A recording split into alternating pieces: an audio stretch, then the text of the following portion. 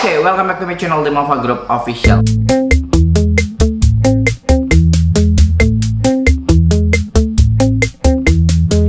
Nah guys, untuk di kali ini aku bakal coba untuk ngebahaskan salah satu materi tentang pengalaman yang ada di luar sana mengenai sales representatif. Nah, kalau bicara tentang sebagai sales representatif, berarti kita harus punya mental, berarti kita harus punya nyali, kita harus punya keberanian untuk nyapa orang lain, ngobrol dengan mereka seperti apa gitu kan, karena itu adalah kunci pertamanya. Oke, yang kedua, kenapa aku harus bahaskan ini? Karena banyak banget yang tanya, kok lu harus begini, kok lu ngelakuin hal ini kan, kok lu bisa kan, kok lu begini gitu ya. Nah, jadi ini yang harus aku bahaskan ke kalian. Jadi tips triknya supaya kalian itu mengerti dan kalian pede untuk ketemu dengan orang lain sehingga sales kalian itu akan semakin meningkat. Nah, jadi kali ini aku bakal ngebahaskan tentang apa sih tips sales representatif untuk mendapatkan achievement penjualan terbaik. Oke, so untuk yang pertama, kalian harus pahami dulu tuh jenis produk apa yang kira-kira kalian harus jelaskan ke calon customer kalian. Contoh, kalau kalian menjelaskan suatu produk tapi kalian tidak paham gimana kriterianya, maka kalian akan gagal dalam melakukan penjualan. Nah, yang kedua, kalian juga harus ngerti nih trik and trik antara kamu dengan si calon pembeli dalam melakukan suatu pembicaraan. Jadi kalian harus pahamkan dulu ada feedback gak dalam suatu obrolan kalian. Karena kalau misalnya nggak ada feedback, percaya atau enggak, kalian tidak akan melakukan penjualan. Nah, lalu kalian juga harus pahamkan dulu dalam suatu pembicaraan, obrolan, kalian tidak boleh egois. Nah, maksud egois di sini adalah kalian tidak boleh 100% non-stop kalian yang berbicara di depan calon customer. Akan tetapi, kalian juga harus mendengarkan keluh kesah dari calon customer agar produk yang kalian jual ke customer itu akan lebih laku, akan lebih dibutuhkan oleh si calon customer gitu. Jadi contoh ya, kalian juga perlu memperbaharui cara kalian berbicara kepada calon customer kalian jika kalian tidak memiliki mimik emosional yang pas untuk menawarkan suatu produk kepada calon customer. Nah, itu yang ketiga.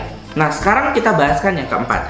Kalian juga dalam berbicara kepada calon customer harus memiliki ice breaking. Ice breaking ini dalam artian adalah candaan. Jadi candaan gimana? Tujuannya apa? Tujuannya agar kalian bisa lebih nyaman dan si customer nyaman terhadap kalian dalam membahas atau mengobrol suatu produk yang kalian tawarkan kepada calon customer. Nah, yang keempat, apalagi yang harus kalian bahaskan selain kalian harus ice breaking? Otomatis kalian harus punya impuls. Impuls yang seperti apa yang harus kalian sampaikan kepada calon customer? Kenapa dia harus butuh produk itu? Jadi kalian harus jelaskan itu. Karena begini, kalau kalian tidak jelaskan hal yang seperti itu, kemungkinan customer tidak akan berhenti lama, tidak akan mau mendengarkan kalian panjang kali lebar jika kalian tidak kena terhadap titik yang harus kalian sampaikan kepada calon customer. Nah, customer biasanya juga nggak akan mau mendengarkan kalian jika materi yang kalian berikan kepada si customer itu tidak sesuai dengan kebutuhannya. Jadi pastikan sebelum mau ngobrol, di awal obrolan kalian harus pastikan kepada calon customer bahwasanya produk yang kalian tawarkan itu akan menjadi solusi buat si calon customer. Nah, itu adalah tips dasar buat kalian yang berperan sebagai sales representatif di lapangan. Yang kelima adalah kalian juga harus lebih pede, lebih confidence. Jadi kalau kalian ngobrol dengan orang tapi kalian nggak confidence, kalian nggak nyaman dengan orang itu, kalian nggak akan bisa guys.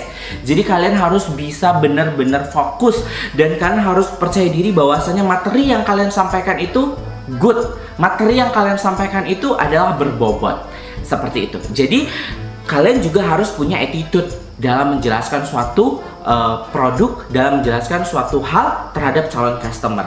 Karena percaya atau enggak, di saat kalian ngobrol dengan si calon customer tapi kalian nggak punya attitude, maka kalian tidak akan sales.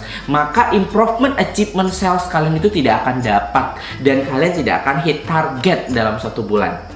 Itu tips basic yang kalian wajib lakukan untuk sebagai sales representatif. Nah, jadi di dalam sales representatif itu sebenarnya normalnya secara umumnya adalah 5 step.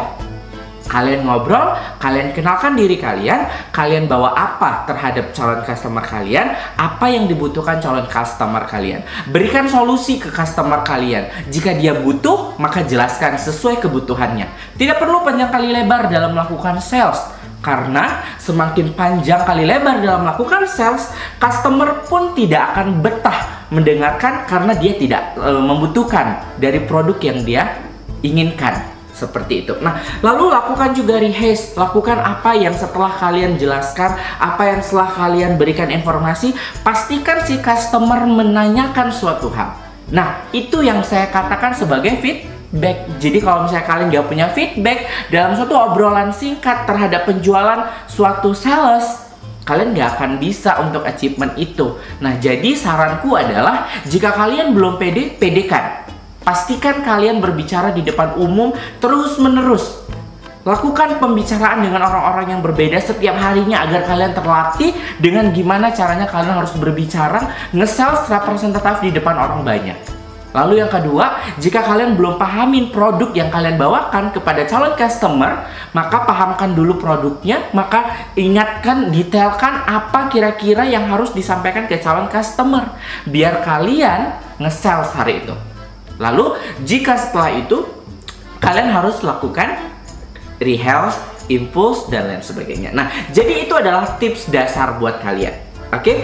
Nah, perbandingannya dalam melakukan suatu attitude nih, aku bakal kasih contoh sama kalian gimana cara berbicara introduce di depan calon customer secara basic. Ini caraku, ya. Jadi kalian bisa contoh gimananya. Oke? Nah, perhatikan ya, kalau kalian dalam berbicara kepada customer, misalnya kalian nggak punya mimi, terus nada intonasinya datar, itu customer akan biasa aja. Oke? Nah, ini aku bakal kasih contoh datar. Aku bakal kasih contoh notasi yang datar banget sama calon customer, sehingga kalian akan ngeliat reaksinya akan seperti apa, gitu ya. Halo, nama saya Ferry. Saya mau ngasih penjelasan tentang produk yang mau saya kasih nih ke ibu.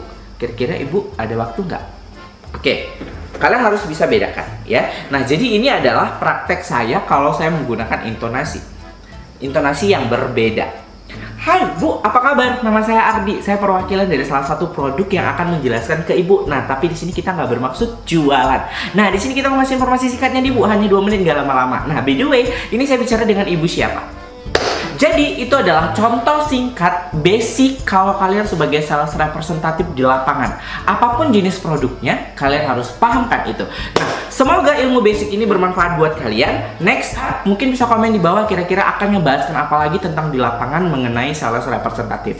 Kira-kira apa yang harus kita lakukan di lapangan untuk melakukan achievement penjualan agar hit target. Sampai di sini dulu untuk channel kita hari ini. Thank you banget buat kalian yang udah dengerin. Jangan lupa untuk langsung di like, di komen, di share, dan di subscribe. Jangan lupa untuk klik tombol notification-nya agar setiap kita upload video terbaru kalian langsung update guys. See you, bye-bye.